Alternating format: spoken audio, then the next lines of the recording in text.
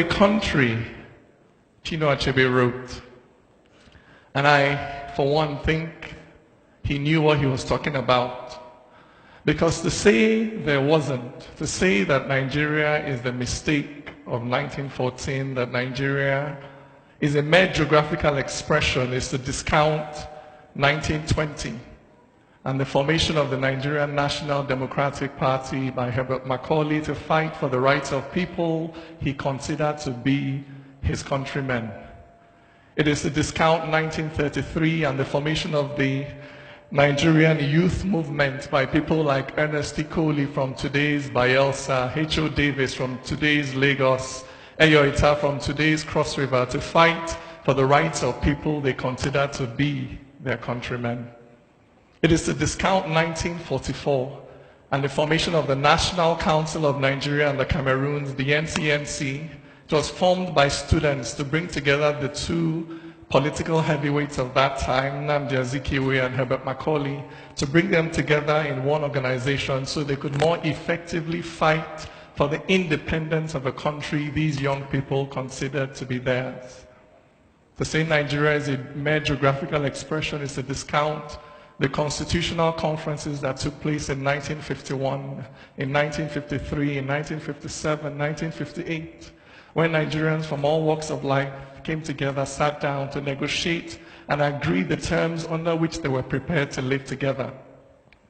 It is to discount Abubakar Tafawa Balewa, who in the early 60s took a trip to the United States, and what he saw there made him think to himself that if this nation, with its trajectory, if this country can become a nation, then Nigeria can do it too. And from the States, he wrote a letter back to a friend in Nigeria. In that letter, he said, "From today henceforth, I consider myself a Nigerian and nothing else." To say Nigeria is a mere geographical expression is to discount the fact that for a generation of young men and women, Nigeria was an aspiration, a dream, that independence was the fruit of decades of struggle. So when Chinua Achebe said there was a country, he was expressing nostalgia for a dream that did not come to pass. Not very different from the sentiments expressed by Anthony Enahoro, who, as a young man, he was the young man who in the parliament in 1953 moved the motion for self-governance in 1956. But as a much older man, later in his life, he wrote, "This is not the Nigeria of our dreams." I know this. I know that this is not the Nigeria of the dreams of Achebe's generation. I know this. I know that there was a coup on the 15th of January 1966 that triggered a catastrophic series of events for this country. I know this. I know there was a pogrom in May, in July, in September of 66, where men, women, and children were killed. Pregnant women had their bellies split open, their babies ripped out and killed because of their ethnicity. I know this. I know that there was a war, a brutal war, where millions of children starved to death. Innocent men, women, and children killed. Until today, there is no plaque, there is no wall, there is no memorial anywhere to remember them. We don't even know what their names were. We don't even know how many people actually died. Some of them, we don't even know where they are buried. I know this. I know that this giant of Africa stumbled right out of the starting blocks and almost collapsed. I know this. I can even understand why it happened. Because our founding fathers, Nnamdi Azikiwe, Obafemi Awolowo, Ahmadu Bello, our founding fathers were really and truly different. In fact, the fact that those three people were able to work together somewhat to bring Nigeria into independence is testament to their belief in the viability of one Nigeria. That belief was virtually the only thing they had in common. They were really and truly different. Ahmadu Bello was born in northern Nigeria, raised in northern Nigeria. Northern Nigeria was his cosmos.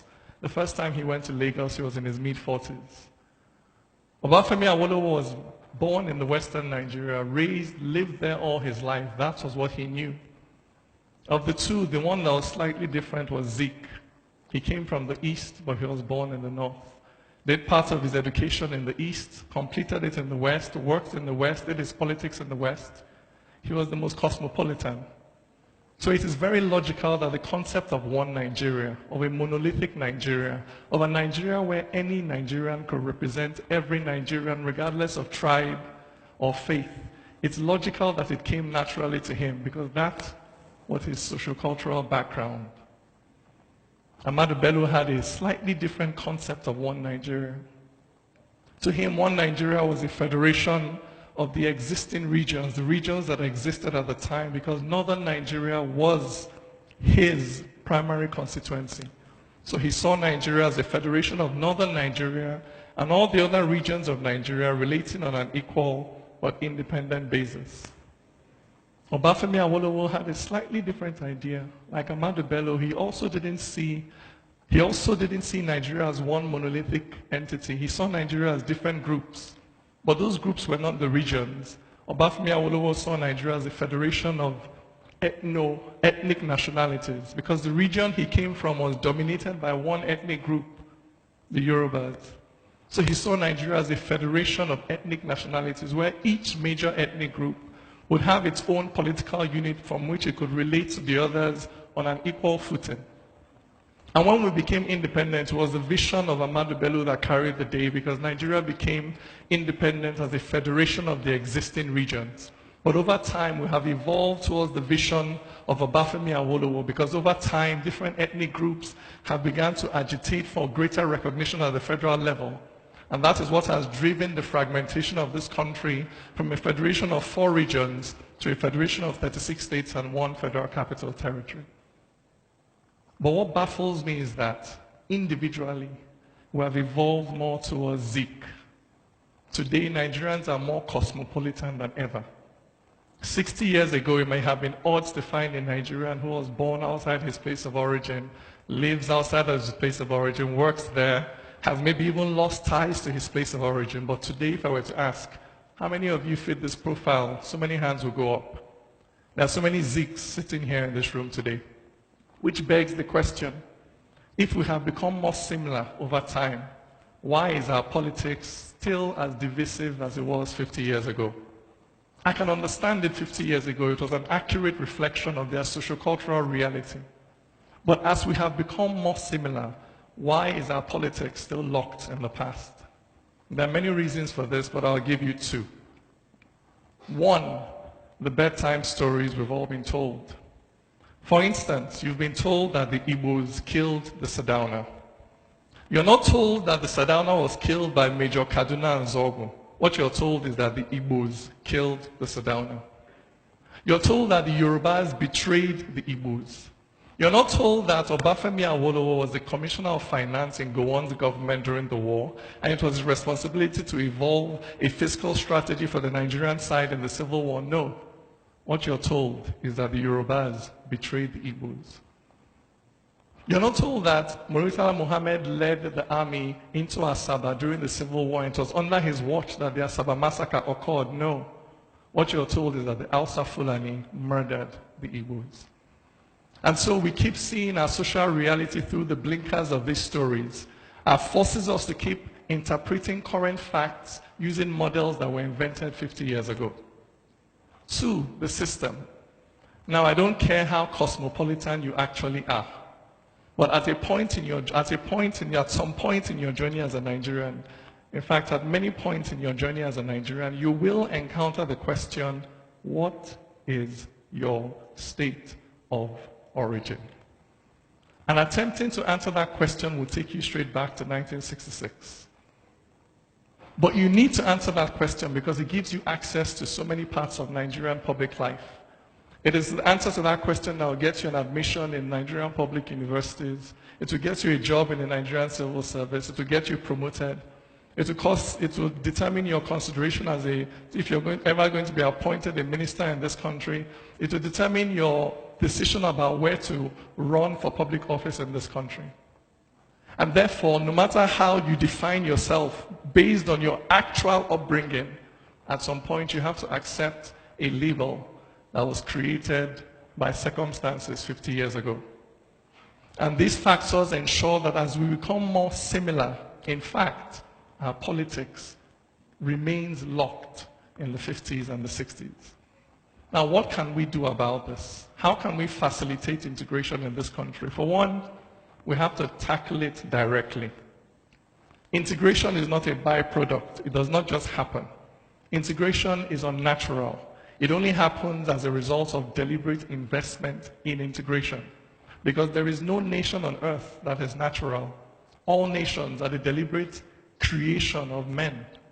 To facilitate integration, we have to deliberately and consciously invest in integration as Nigerians. And there are certain aspects of integration we must invest in. One, I'll give you 6 because of time. One, we have to invest in the infrastructure of integration, in the things that actually connect us physically, like roads. For to be physically isolated is also to be socioculturally isolated. For instance, I cannot tell you the damage, the non-existence of something as simple as the Second Niger Bridge. I cannot tell you the damage that has done to the fabric of nationhood in this country. We can't see everything simply in terms of Naira and Kobo and contributions to the GDP. Sometimes we have to evaluate some of these things in terms of their impact on a sense of belonging. For that sense of belonging is as critical to Nigeria's future as the crude oil in the Niger Delta. For this reason, we must consciously invest in the infrastructure of integration, things like roads, things like unity schools, things like the NYSC, things like sports, Nuga Games, the National Sports Festival, things like music and arts, things that naturally connect people. Any government that is thinking seriously about the future of this country has to see these things as strategic investments. 2, we have to invest in the economics of integration. As a rule of thumb, whenever people feel less secure, whenever they feel poorer, they tend to become more xenophobic. So to invest in security, to invest in a vibrant economy, to invest in growth, is not just to invest in growing the GDP, it's also to invest in creating a climate that is conducive to tolerance and integration. 3, we need to invest in the body language of integration. As Nigerians, we must become conscious of the fact that we are living in a highly charged political environment.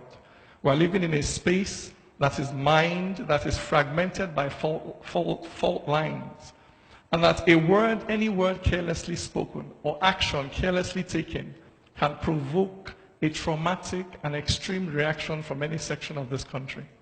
And we need to begin to invest in the language that demonstrates our awareness that we are citizens living in a fragile nation. It's very important. 4, we need to invest in the stories of integration. The only stories we ever hear is how the Igbos killed the Sadauna, how the Hausa Fulani killed the Igbos, how the Yorubas betrayed, you'll never hear how the Emir of Katsina went out of his way to save Igbos during the pogrom. You never hear of the Nigerian soldiers that came into Biafra and were giving water and food to the children they saw. You never hear of Umaru Altine, the Hausa Fulani man who became the first mayor of Enugu. You never hear of Igbos who are winning elections into state houses of assembly in Kano and Lagos. You don't hear these stories because they don't fit the mainstream narrative. Any government that is interested in the future of this country will be investing in pushing those stories. 5, we have to invest in the morality of integration.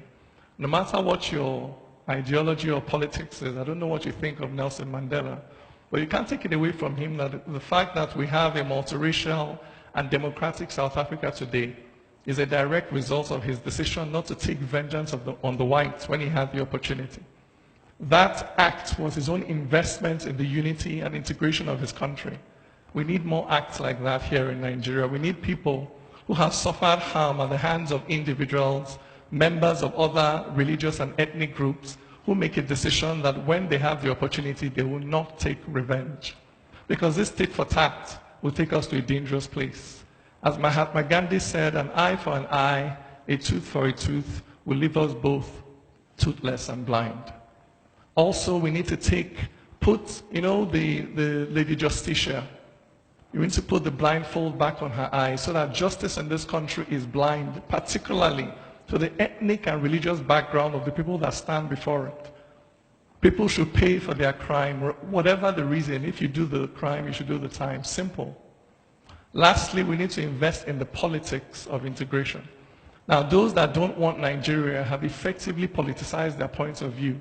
Over the years, we have developed the capacity to politicize our ethnic and religious differences. But we have failed to develop the capacity to politicize the things we share in common. And what are these things we share in common? What do Nigerians have in common, regardless of faith or tribe? I'll tell you. We have bad roads in common. We have no light in common. We have no books in our schools in common. No drugs in our hospitals in common. That is what we all share. Poverty in Sokoto, poverty in Yenagoa, corruption in Maiduguri, corruption in Lagos. Yet, while we've been able to build radical, populist, fanatical movements over our differences, we have been unable to build radical, fanatical, and populist movements over our socio-economic similarities. Because any objective analysis of the facts will show you this, that there is no major ethnic group or religious group in this country that has not produced a political leader at some level of government in this country, which suggests that what we are suffering today has nothing to do with the village the person comes from or the gods that he worships. It has everything to do with the quality of his policy prescriptions and his commitments to executing them. This is an issue that is routinely neglected by those whose politics is defined by identity.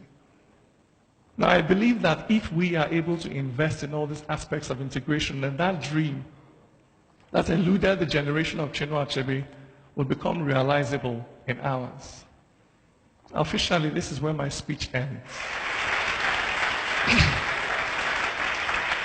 But before I step off the stage, I would like to do a poem. This poem is titled The Wall and the Bridge. If a white man turned and called me nigger, my blood would boil in righteous anger, for the evil of discrimination is clearly established when a white man tries to treat me like rubbish.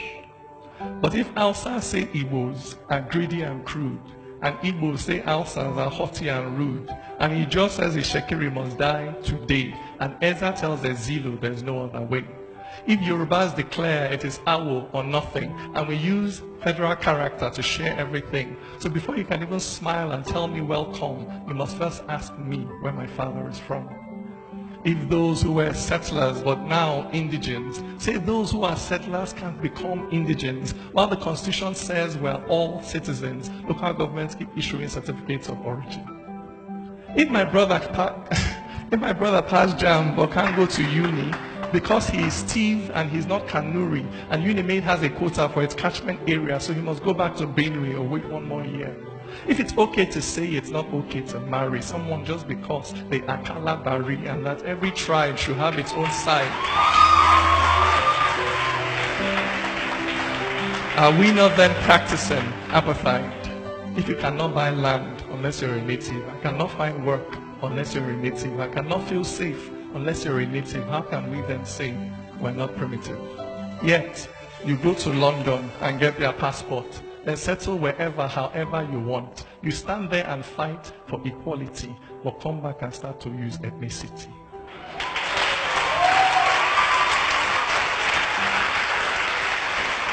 I don't get the logic of thinking it's different to be tribalistic and then to be racist. If you're happy to judge him just hearing his name, whatever you call it, my friend, is the same. Where there is no courage to cross this divide, where there is no faith to look deep inside and stop judging accents and surnames and dressing, this fire we're quenching will only keep burning. Which nation can stand dividing its people? How can one build on foundation so brittle if we cannot see ourselves in each other? This journey ends here, we're going no further. For when God made man, he gave him no facial marks. He did not make Bagi, Okun, or Angas. As sure as a black man is just like a white man, no culture is older than being human.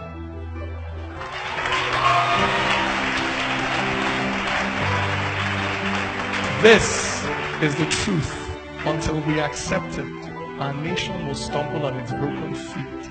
For the same things can bind us and drive us apart. For the wall and the bridge are both in the heart. Thank you.